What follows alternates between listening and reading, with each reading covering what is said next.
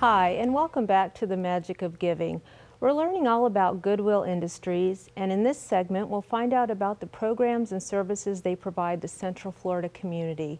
With me today is Bill Oakley, President and CEO of Goodwill Industries of Central Florida, and Linda Rimmer, Vice President of Vocational and Community Services. First of all, thank you so much for joining us today. Thank you for having us. Delighted to be here. I know that Goodwill provides way more than just retail stores. You provide job placement services. Can you tell us a little bit about what you guys provide? We do provide job placement services along with many other services depending on the needs of the people that we're working with. It could be anything from academics, vocational guidance, vocational assessment, finding out where their skills are, because they need to kind of work toward their skills and develop those so that they can get better job opportunities.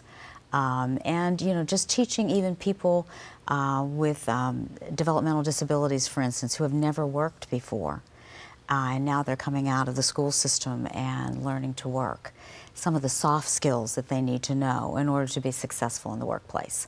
Listening to your supervisor, being on time, getting along with your coworkers, etc. So all those kinds of things are various programs that we have, plus many more. We even have 4 full-time staff members who are inside the Orange County Jail, just working with inmates who are coming back into the community so that we can give them guidance and hopefully they will not recidivize then.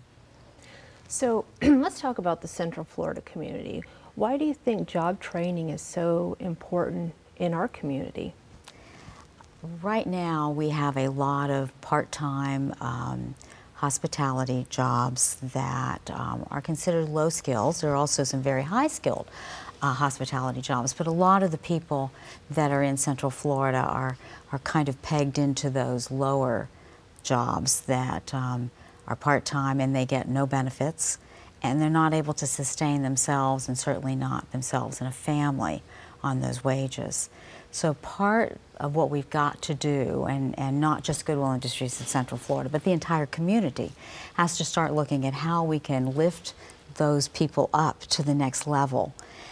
They, of course, have to do the work, but we can do some guidance along that way, and we can provide some resources that they need so that they can decide what they might like to pursue and what skills they might like to attain.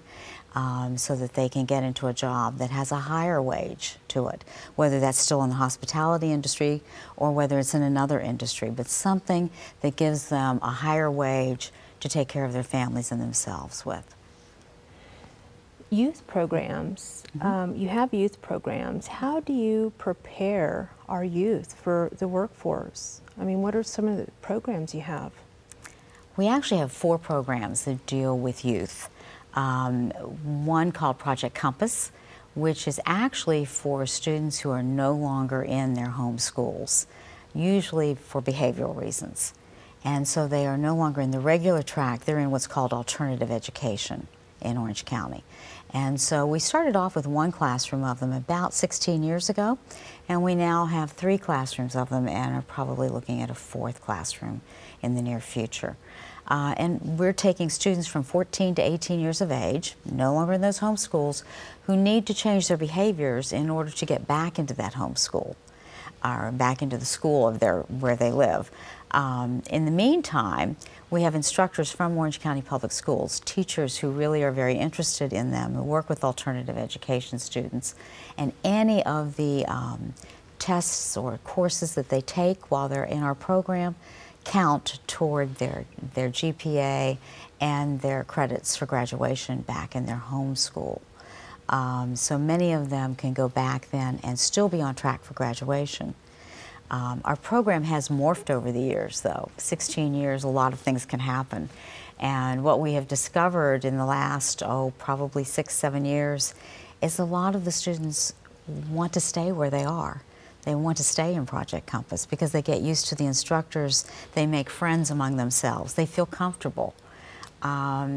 They start achieving a little bit more because they get a lot of individualized attention.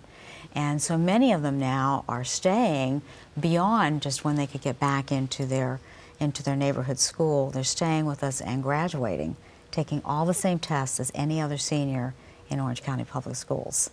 They just bring the tests to our building, and so we are now getting the honor of putting on graduation services. Speaking of classes, when I had visited your facility a couple weeks ago, I was so impressed by the classrooms that you have there on site. You have state-of-the-art equipment, Yes. It looks like. So are those the classrooms that these programs are housed in? Yes, 3 of those classrooms that you would have seen are for Project Compass clients that are with us.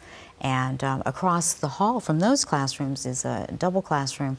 Those are students from exceptional student education from Orange County Public Schools, where we have a work activity program with a vocational track so that we can also teach developmentally disabled students who are at least 18 years of age up until the age of 22.